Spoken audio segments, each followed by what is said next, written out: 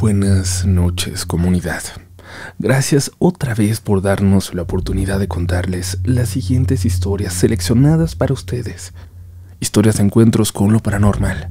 Historias que quizás pueden parecer imposibles o muy cercanas. Quizás demasiado similares a algo que ya te ha sucedido o que ha sucedido cerca de ti. Recuerda que nuestra intención es contar historias, no asustarte.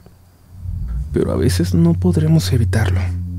Así que hoy, antes de entrar en las siguientes historias, solo quiero decirte que si alguien de tu familia, de tu casa, acaba de pasar frente a ti, en silencio, te asegures antes de comenzar el episodio que esa figura es quien dice ser. Llámale. Si no te responde, entonces es probable que ya esté siendo tú el siguiente protagonista de relatos de la noche.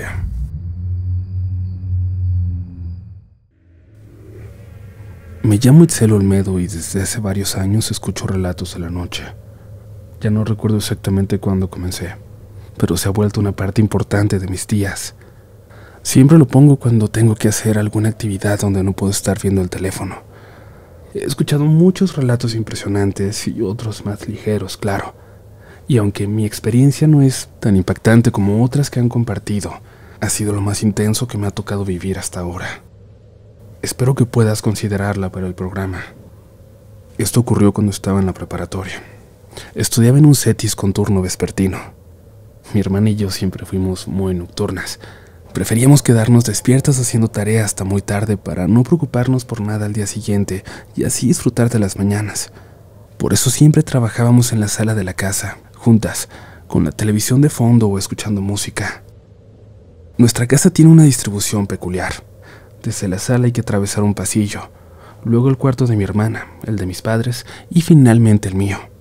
Para llegar al baño que está justo cruzando mi cuarto, el recorrido es el mismo. Por eso cuando mi mamá quería saber si ya íbamos a dormir, nos llamaba desde el cuarto de mi hermana y nosotras siempre le respondíamos. Era muy común que dieran las 2 o 3 de la mañana y siguiéramos ahí, terminando tareas o simplemente charlando. Un detalle que creo que es muy importante y les tengo que decir. Mi mamá solía usar un camisón rosa fuchsia con una imagen de Betty Boop y mi hermana y yo estábamos tan acostumbradas a verla con él que era inconfundible. También teníamos un perrito que, aunque ya estaba viejito para entonces, pasaba las noches en el cuarto de mi hermana. Aunque ya había vivido cosas extrañas antes, siempre las había atribuido a estar medio dormida o distraída. Pero esa noche fue diferente. Era una de esas madrugadas largas. Mi hermana ya estaba de vacaciones y se había ido a dormir temprano. Yo me quedé sola en la sala, terminando una tarea que parecía interminable. Recuerdo que eran pasadas las 3 de la mañana cuando finalmente apagué la televisión y mi computadora. Cerré mis cuadernos dejando todo sobre la mesa para recogerlo después. Apagué las luces y con la casa completamente a oscuras me dirigí a mi cuarto. No me preocupé por encender las lámparas o buscar una linterna. Conocía cada rincón de la casa y aunque apenas entraba un poco de luz desde la calle, me era suficiente para moverme. Abrí la puerta del cuarto de mi hermana, como siempre hacía al pasar, y entonces la vi. Mi mamá estaba parada frente a mí, a menos de 1 metro de distancia. Ni siquiera hubiera tenido que estirar mucho el brazo para tocarla. «Ay, mamá, me espantaste», dije en automático, pensando que se había levantado para preguntarme si ya iba a dormir. Pero no me respondió. Se quedó ahí, inmóvil, mirando hacia mí. Algo en su postura me pareció extraño, pero no supe qué hasta que escuché un sonido detrás de ella. Un leve quejido. Era mi mamá. La vi claramente acostada en su cama, dormida, junto a mi padre, quien roncaba como siempre. Volteé hacia la cama de mi hermana. Ella también estaba dormida con el perrito a su lado. Y aún así, esta figura seguía ahí, frente a mí, a menos de 1 metro. Volví a mirarla. La luz apenas iluminaba su cabello y ese camisón de Betty Boop. Era igual a mi mamá, pero su rostro era una sombra, como si la oscuridad se concentrara solo ahí, negándome cualquier detalle de su cara. Entonces, frente a mis ojos, simplemente comenzó a desvanecerse. Me quedé inmóvil sin saber qué hacer. Volví a la sala. Intentaba pasar justo por donde había estado esa figura. Mi cuerpo no reaccionaba, pero el frío que recorría mi espalda me obligó a moverme. Caminé lentamente hacia mi cuarto, cruzando ese espacio con la piel erizada y la sensación de que algo seguía detrás de mí. Cuando llegué, comprobé que mi mamá estaba profundamente dormida, como también lo estaba mi papá. Me acosté, pero el sueño no llegó. No podía dejar de pensar en lo que acababa de ver. ¿Qué era eso? La estatura, la complexión, incluso el camisón eran iguales a los de mi madre, pero esa ausencia de rostro, ese vacío donde debía estar su cara, es algo que nunca podré olvidar. Desde entonces, he pensado muchas veces en esa noche. Tal vez estaba demasiado cansada, pero el primer susto al verla me quitó cualquier rastro de sueño. Y si todo fue un sueño, ¿cómo explicar la forma en que desapareció frente a mí sin que yo siquiera parpadeara? Y no fui la única en vivir algo así. Tiempo después, mi hermano me contó que también había visto algo que parecía a nuestra mamá. Pero eso ya no ha vuelto a suceder. Quizás tenga que ver con el Reiki que comencé a practicar hace tiempo y que me ayudó a entender cosas sobre las energías y cómo manejarlas. Aunque extrañas experiencias aún me suceden, ya no las percibo como antes, y creo que ahora sé cómo reaccionar. Gracias por tomarte el tiempo de leerme, Uriel, y gracias a la comunidad por compartir sus historias. Espero animarme a contar más en el futuro, aunque sean relatos leves como este. Que tengan una buena noche. Hola, Uriel. Mi nombre es Humberto Molina Mérida. Este relato es de mi tía Clara. Le gusta tu programa y te mandamos esta historia para que tú le des vida. La historia es la siguiente. Mi nombre es Clara y trabajo como enfermera en un hospital de Chiapas, México, en urgencias. Nunca fui una persona supersticiosa ni creía en lo sobrenatural, hasta que un día, hace algunos años, me vi envuelta en una experiencia que cambió mi vida para siempre. Era una noche común en la que estaba en turno en el hospital, cuando recibí una llamada extraña. Al otro lado de la línea, un hombre me pedía que fuera a una casa en las afueras del pueblo para atender a su hija, quien aparentemente había sufrido un colapso. No me pareció raro, al principio, ya que a menudo los casos en los que los padres pensaban que algo grave sucedía resultaban ser simples crisis de ansiedad o estrés. Sin embargo, algo en la voz de ese hombre me pareció diferente, algo que no logré identificar en ese momento. Decidí ir. Cuando llegué a la casa me recibió un hombre de unos 40 años, visiblemente agotado, con ojos hinchados por la falta de sueño y la desesperación. Me llevó rápidamente al segundo piso, donde la niña, una joven de unos 16 años, estaba en su cama, pero no era lo que esperaba. Estaba rígida, tensa como una tabla, con los ojos completamente en blanco. Su respiración era pesada, y su cuerpo se sacudía de una forma que no era humana. En ese momento supe que algo estaba terriblemente mal. Mi instinto me dijo que debía alejarme de inmediato, pero estaba atrapada en esa situación y no sabía qué hacer. ¿Qué le pasó?, le pregunté al hombre, pero su respuesta fue lo que me heló la sangre. Ella no es mi hija. No sé qué ha hecho, pero ya no es ella. Al principio traté de calmarla. Hablé con voz suave y traté de tocarla para ver si podía despertar de algún tipo de trance, pero en cuanto mi mano tocó su piel, un frío helado recorrió mi brazo.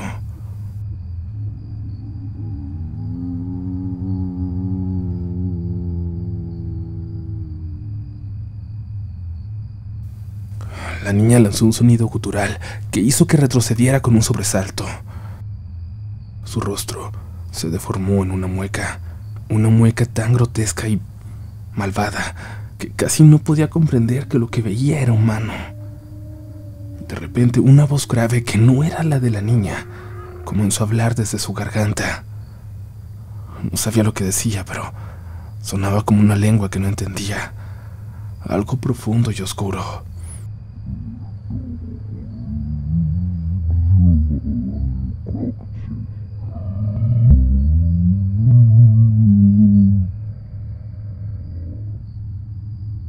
Mi mente intentó racionalizarlo, pero me era imposible.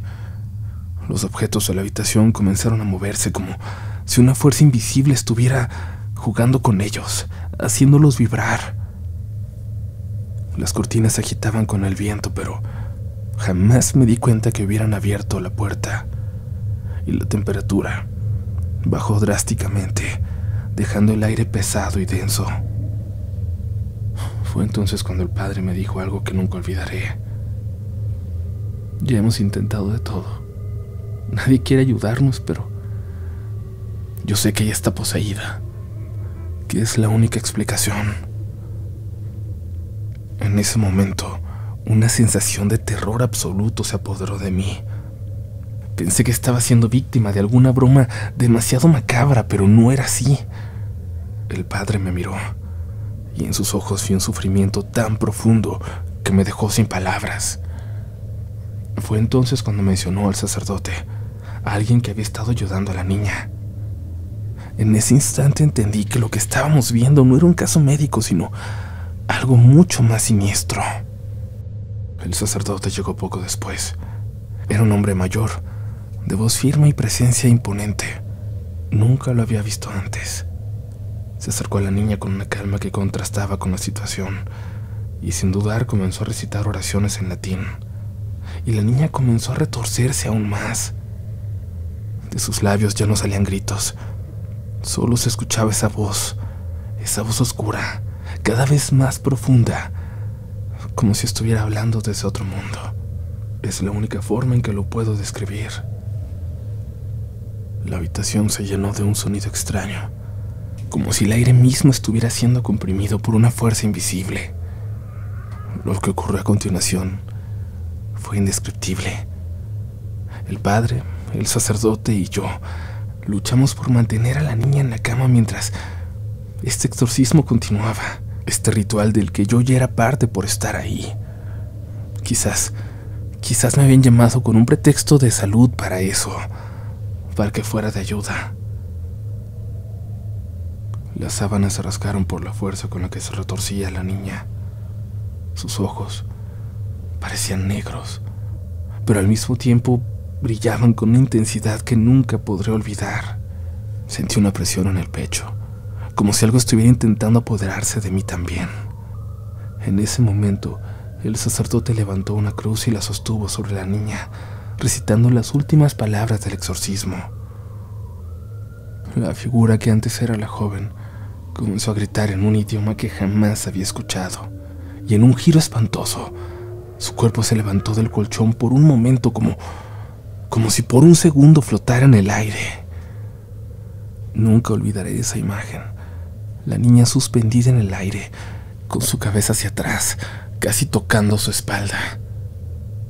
Aunque haya sido solo un instante, solo un segundo, por la posición de su cuerpo era imposible que se hubiera podido levantar de esa forma. Con un grito la niña cayó nuevamente sobre la cama, y todo pareció quedar en silencio. El aire se despejó, la habitación volvió a su temperatura normal. El peso que yo sentía en mi pecho desapareció, y la niña solo estaba ahí, acostada, respirando profundamente, como si todo lo ocurrido hubiera sido solo un sueño.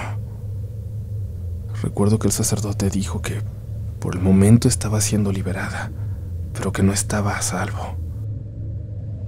Yo me quedé callada en esa habitación por un largo rato, sin saber qué hacer, sin saber qué pensar, y el padre, aún visiblemente provocado, me agradeció por mi valentía, pero yo no podía dejar de pensar en lo que había visto, en ese horror que había experimentado, en el mal que se había apoderado de esa niña. Por más que intenté racionalizarlo, nunca pude quitarme la sensación de que algo oscuro, algo antiguo, había tocado mi vida esa noche. Desde entonces, creo que ya no volví a ser la misma. Y desde entonces, precisamente, he visto cosas que no puedo explicar, cosas que no solo me persiguen en los sueños, también en la realidad, que me han hecho dudar de que todo es posible.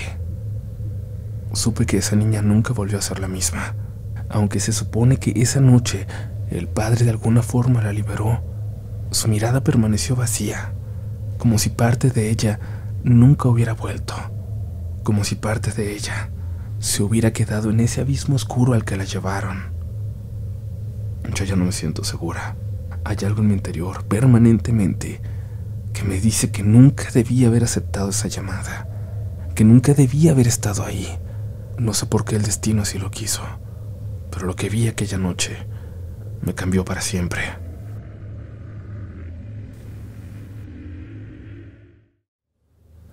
Gracias por continuar escuchando este episodio. Antes de seguir con la siguiente historia, queremos recordarte que te suscribas justo ahora y actives las notificaciones para que no te pierdas ningún episodio de Relatos de la Noche. También recuerda, nos puedes seguir en nuestras redes sociales, donde compartimos contenido extra y más sobre el mundo de lo paranormal. Nos vas a encontrar en todos lados como RDLN Oficial. Ese apoyo es lo que nos permite seguir contando historias. Y si tienes una propia, por favor, no dudes en enviarla. Tal vez sea la próxima que escuchemos aquí, en Relatos. Por lo pronto no vayas a prender la luz, que aún no termina este episodio. Aún no lo sobrevives. Continuamos.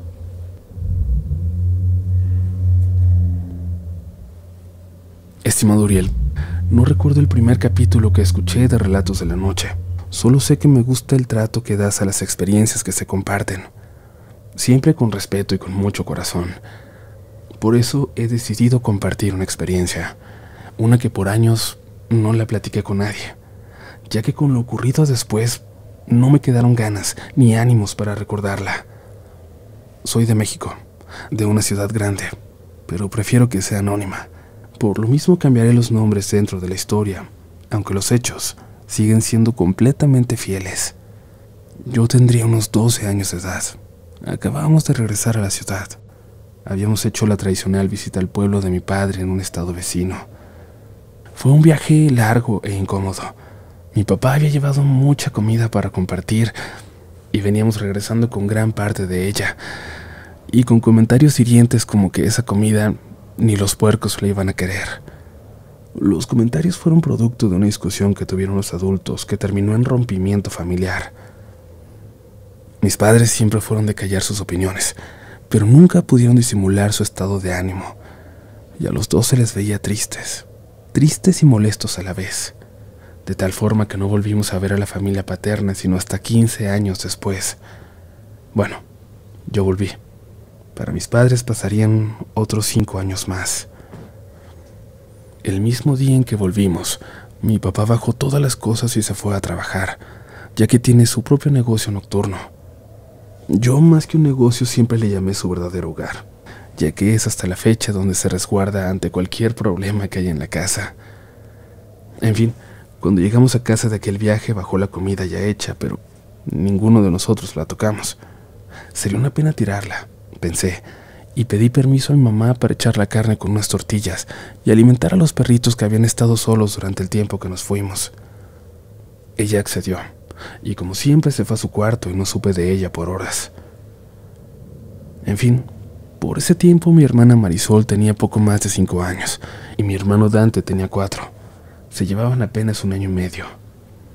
Andaban juntos para todos lados y tenían la mala costumbre de que apenas escuchaban que alguien tocaba, corrían a la puerta sin avisar, sin preguntar quién era. Los regaños no habían funcionado, solían hacerlo siempre. Ya era tarde, pasaban las 10 de la noche. Era una noche particularmente oscura y silenciosa. Yo estaba hundida en mis pensamientos cortando las tortillas y revolviendo con la carne para mis perritos, cuando los 2 niños entraron corriendo, pálidos, temblando de miedo, y tocaron a la puerta. Eso me extrañó bastante. Nunca antes les había importado, fuera de día o de noche. Siempre era pelear para que no abrieran. Así que no entendí por qué estaban tan asustados. En ese momento no sentí miedo, solo extrañeza. Caminé con los dos tomados de la mano, pero no quisieron llegar a la entrada. Se quedaron cerca de la cocina, casi llorando de miedo. Recuerdo que la puerta era de herrería blanca y con un vidrio de esos que no logras distinguir detalles, pero claramente se ve si hay alguien y yo no vi a nadie. Había también una ventana al lado de la puerta, amplia, pero tampoco se veía nada. Ninguna ventana llevaba cortinas, por lo mismo que los vidrios eran, no sé cómo decirlo, simplemente no eran transparentes. Les dije, no hay nadie, y se impacientaron. Insistieron, ahí está, pero yo no veía nada. Debido a que siempre me tocó jugar el papel de mamá, no hice por llamar a un adulto, sino que me llené de valor, muy a pesar de mi edad, y abrí la puerta. Al asomarme, como dije, era una noche oscura, así que no se veía mucho, pero las luces ámbar iluminaban tenuemente la calle, lo suficiente para distinguir a cualquiera. Estaba totalmente desierta y en silencio, cosa que también me extrañó, ya que por aquellos años los autos eran pocos y siempre había niños jugando en la calle hasta muy entrada la noche. Era mucho más seguro que ahora, pero no había nadie, ni de cerca ni a lo lejos. Me asomé y vi un pino que estaba a un lado de mi casa, cuyo follaje hacía más oscura la calle, pero aún así lograba ver que no había nadie. Miré hacia el otro lado, enfrente, nada. Le pedí a mis hermanos que se acercaran a ver y Dante no quiso. Era el más asustado. Marisol con mucho miedo alcanzó la mano que les tiré y juntas volvimos a ver la calle desierta. Logré sentir cómo se calmaba. Una vez que vio la calle vacía, la solté para que regresara con Dante y solo pensé que había sido algún gracioso y sin qué hacer, a quien se le había ocurrido tocar y los había asustado. Cerré la puerta, me di la vuelta y en ese justo instante tocaron 3 veces, fuerte, claro. Sentí que el corazón se me detuvo. Volteé.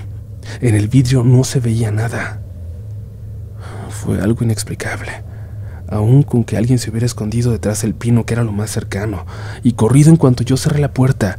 No habría tenido tiempo suficiente para alcanzar a tocar, y menos de esa forma tan controlada.